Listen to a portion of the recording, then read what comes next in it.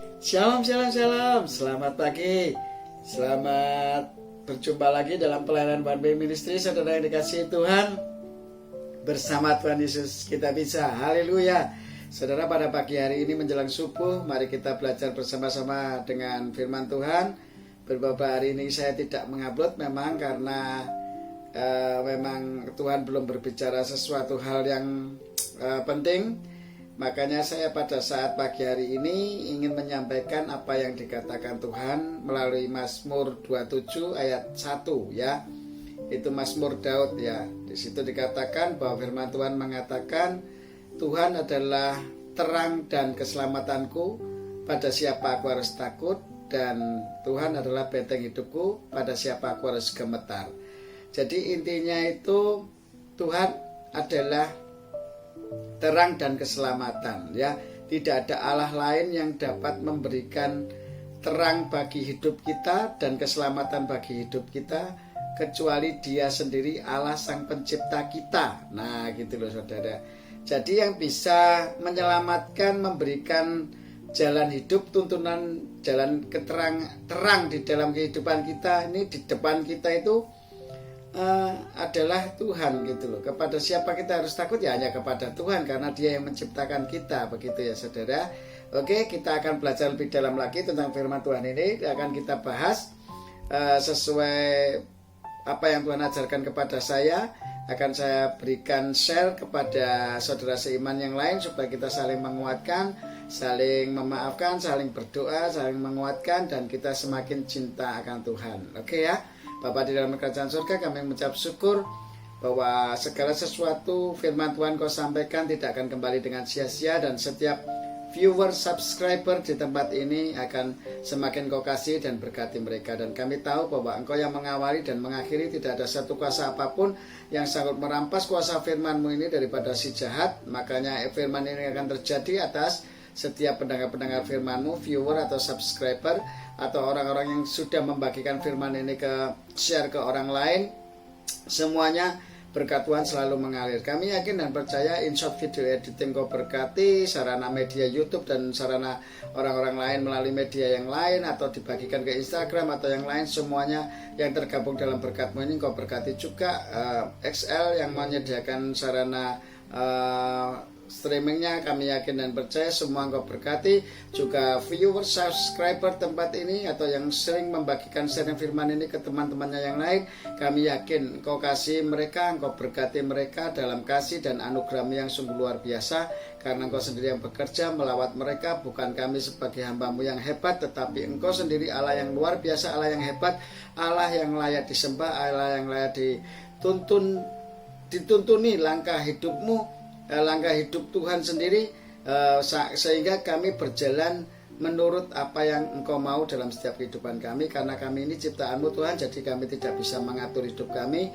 Biarlah kami menurut apa yang Engkau mau dan menjadi berkat bagi sesama, sehingga kami dapat bermanfaat bagi orang banyak. Itu bukti bahwa kita mengasihi Allah yang tidak kelihatan. Terima kasih Bapa, terima kasih Yesus, terima kasih Roh Kudus.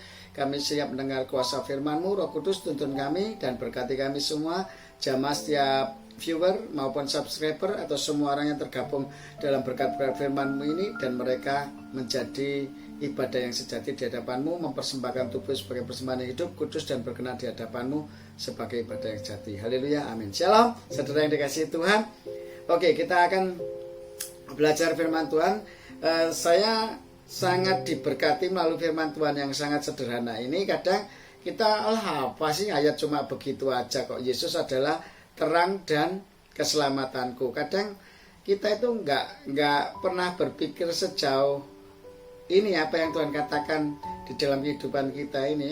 Ya wes lah, ya Tuhan itu ya terang, ya selamatanku, ya bener lah, memang begitulah. Nah sekarang begini saudara, saya diajar Tuhan untuk mengerti betul tentang hal ini, supaya kita itu benar-benar menghargai dalam kehidupan kita. Contoh gini saudara, kalau kita lampu mati saja saudara ya, ini istilahnya itu lampu mati. Saya diberi hikmat sama Tuhan ini, lampu mati des gitu, mesti kita bingung, apa kita tetap berdiam diri atau kita cari terang saudara.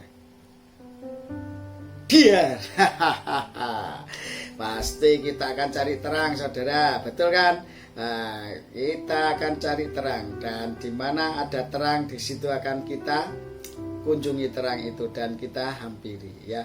Contohnya pada saat kita tersesat di hutan dan kita melihat satu cahaya di tempat yang lain dan kita tidak membawa terang itu, dan ada satu titik cahaya di sana, kita akan menjadi fokus di sanalah tujuan kita.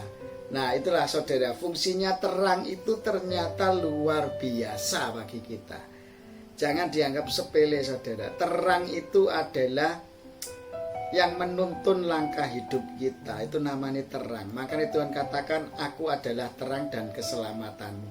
Itu pun sejak perjanjian lama Allah sudah katakan seperti itu. Dan digenapi di perjanjian baru melalui firman Tuhan yang sudah menjadi manusia, yaitu menjadi Yesus Kristus juru selamat kita, yang dia rela berkorban untuk menjadi berdosa karena menebus dosa-dosa orang berdosa. Itulah Tuhan Yesus.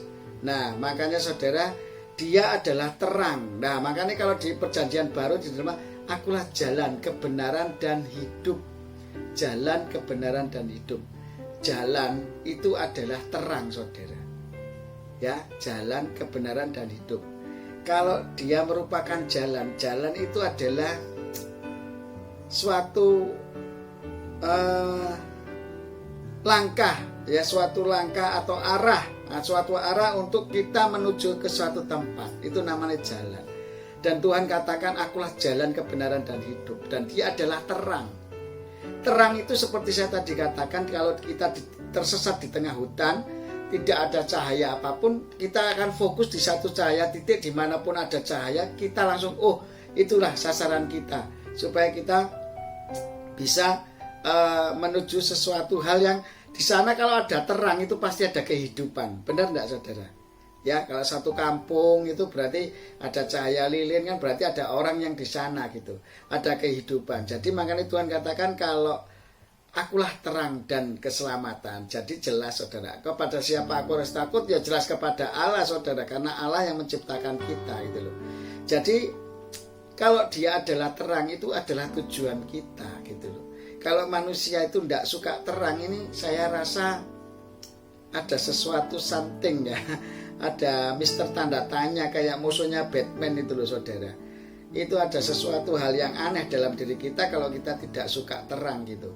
Kalau tidak suka terang berarti nggak perlu cahaya, saudara. Ya udah, hiduplah dalam kegelapan. Apa yang saudara dapatkan pada saat kita hidup di dalam kegelapan, pasti nabrak-nabrak, saudara. Nggak kelihatan, namanya nggak kelihatan, ya nabrak-nabrak. Hidupnya pasti banyak salahnya daripada benernya. Tetapi kalau hidup di dalam cahaya terang, namanya Tuhan katakan, aku Allah, yaitu akulah terangmu dan keselamatanmu. Jadi orang-orang kalau nggak datang kepada Allah nggak akan mendapat terang dan tidak akan mendapatkan keselamatan. Karena Allah itu yang menciptakan kita, dia yang menyelamatkan kita. Contohnya gini, kalau seseorang punya anak, kayak saya punya anak saya ada masalah apa pasti saya bantu, ya. Itulah namanya orang tua yang bertanggung jawab. Tuhan pun demikian, saudara. Dia menciptakan kita serupa dengan gambarnya, itu pun supaya kita diselamatkan oleh dia. Ya, kalau kita kan manusia itu berdosa karena dia ingin menyamai Allah, karena ditipu oleh iblis, ya, ingin menyamai, mengerti buah pengetahuan yang baik dan buruk.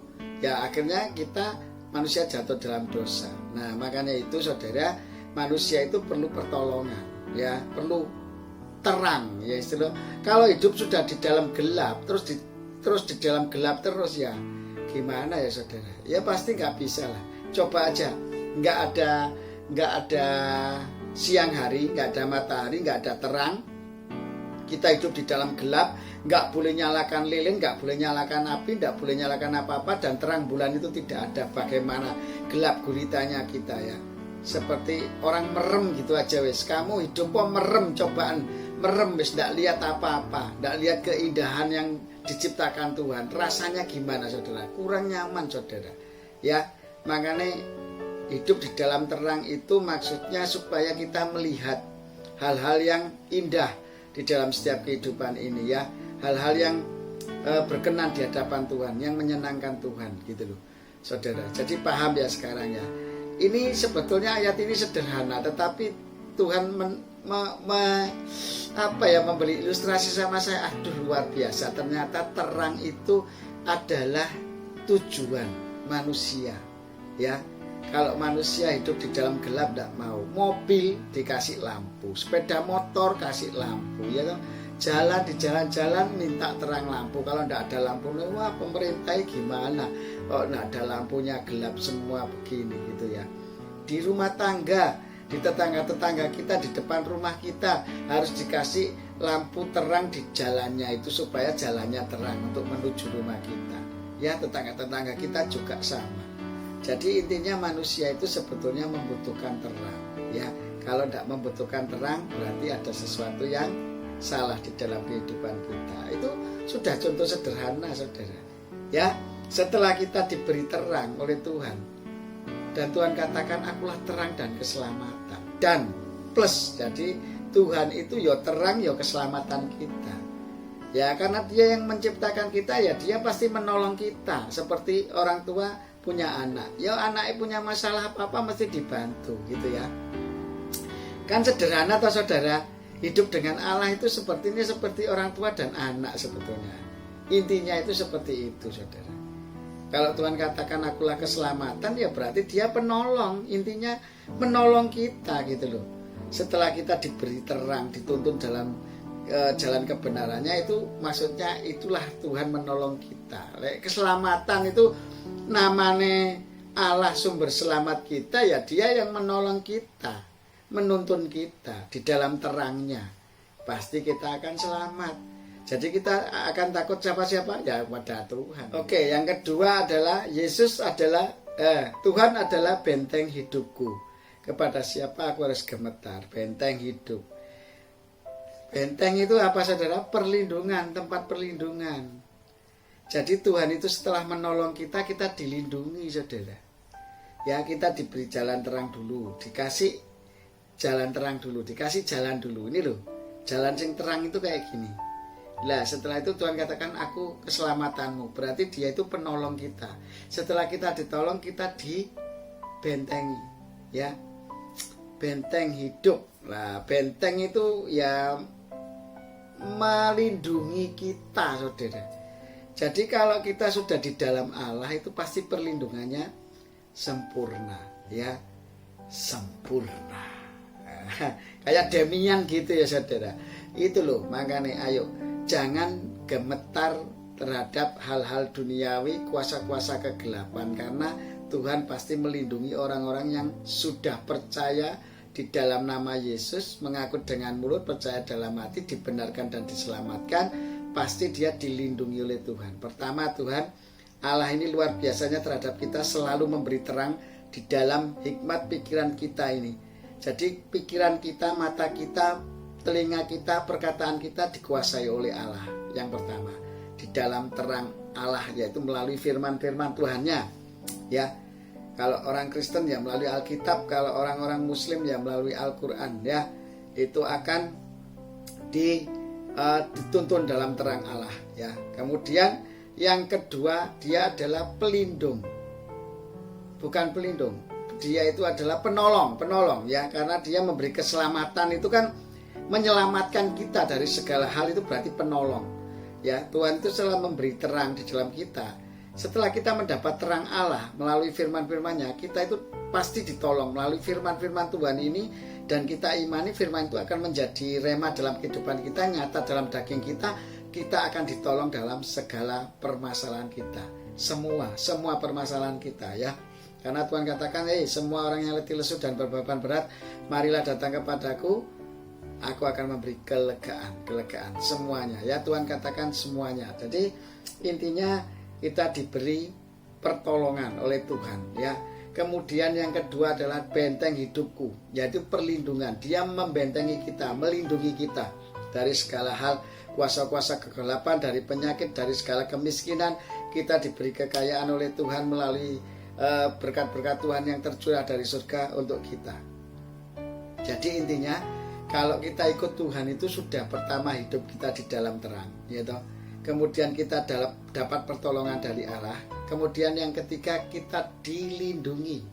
dibentengi oleh Tuhan dari kuasa-kuasa kegelapan apapun, dari segala kemiskinan, dari segala akar kepahitan, dari segala sakit penyakit kita sudah dilindungi. Itu semua lenyap karena sudah Yesus Kristus tebus sejak Yesus mati di kayu salib untuk menebus dosa orang-orang berdosa seperti kita.